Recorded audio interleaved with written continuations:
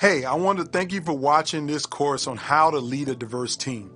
I want you to understand that diversity, inclusion, and equity are words that people have been throwing around for the last couple of years, not willy-nilly, but is now a more focused emphasis on diversity, equity, and inclusion. But what I want to help you as a leader to know how to lead a diverse team.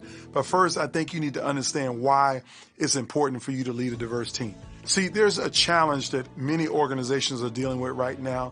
It's called toxic workplace culture.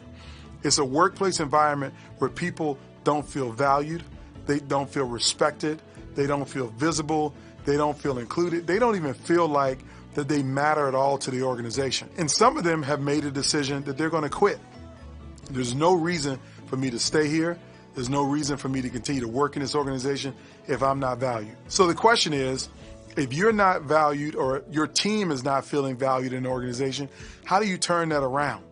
And let me ask you another question is, what are you doing particularly for the diverse employees in your organization? The young leaders, the people who have been seasoned around 25 years and your team may be a little bit on the younger side. What are you doing for your employees of color? The women in your organization? That's the main question. What are you doing for people who fit some aspect of the diversity? Or let's say you have a huge team that is very, very diverse, but you're not necessarily communicating with them in the most effective ways. That's what this course is about. I want you to understand that you got to figure this out and fix it, because if you don't, it's going to lead to all kinds of bad things.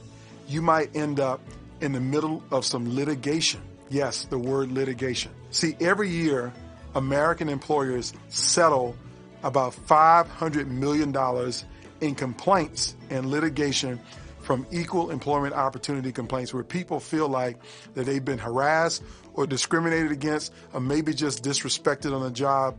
And the law doesn't allow you to create a hostile work environment for people, particularly people who fit some diverse demographic. So I don't want you to be in the middle of litigation.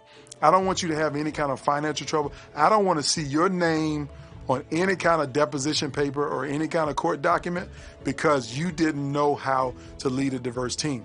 I want you to figure it out. Now, if you take it away from the litigation piece, and let's talk about the business case, the Society for Human Resource Management did a study a couple years ago that showed that American employers lost $233 billion, billion with a B, because of toxic workplace culture. Now, how did they lose this money? It was because of turnover. You spent all your time and emphasis recruiting a talented person to your organization, and you're paying them a strong salary to work in the organization. But because you don't know how to lead a diverse team, and the toxic environment at work starts to affect their performance and affect them, they decide, man, I'm out of here. So they leave within a year. And after you spent time, talent, and treasure trying to get what you thought was the right person, because you didn't manage the work environment, they're now gone. They've left you. And now you got to start the process over again. That's opportunity costs, and that's real time costs, because who's going to be doing their job when they leave? So I don't want you to fall into that bucket. I want you to understand how it's important, why it's important to lead a diverse team and win with the diverse team. Now, what do you got to do? The bottom line is you got to develop your skill set, and you got to develop your competency. See, leadership is everything. I really do believe that everything rises and falls on leadership. And you need to be an effective leader to lead an organization. Every organization wants effective leaders, and you want to stay effective. Well, if you want to be the most effective leader possible, then you have to develop a skill set and a competency in the area of diversity and inclusion. I believe that those leaders who have a skill set and a competency in diversity and inclusion will be the biggest impact players in every organization. You can look at every business case study that you want. The leader that is inclusive, the leader that understands and values diversity and has diversity of thought and the diversity of demographic of people around them, they're more of a performer, higher performer than any of their counterparts. The organizations who have leaders like that at the top outperform their competitors in the industry. So you win when you know how to lead a diverse team. So this is an opportunity for you to understand what it takes for you to be the kind of leader that has an impact over a diverse team. So here's what I want you to understand. There are 6 things that we're going to talk about in this course. You can write these words down, you can jot them down very quickly, but we're going to go into each one of them in great detail. There's 6 things that you need, 6 behaviors that you need to lead a diverse team. The first is you need to be cognizant of your biases. The word is cognizant.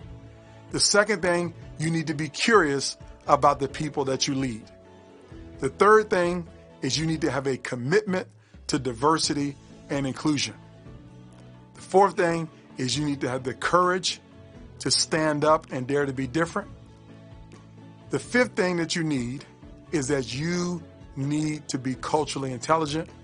And the sixth thing that you need is you need to be collaborative. So I'm going to repeat them again. Number 1, you need to have the cognizance of your implicit bias. Number 2, you need to have curiosity about the people that you lead. Number 3, you need to have a commitment to diversity and inclusion on your team and in your organization. Number 4, you need to have courage to challenge the status quo where there's injustice and inequity. Number 5, you need to have some cultural intelligence about the challenges that are facing the communities that you work in and the employees that you're around. And number 6, you need to become a leader who embodies collaboration and empower the people that you lead. So let's get started.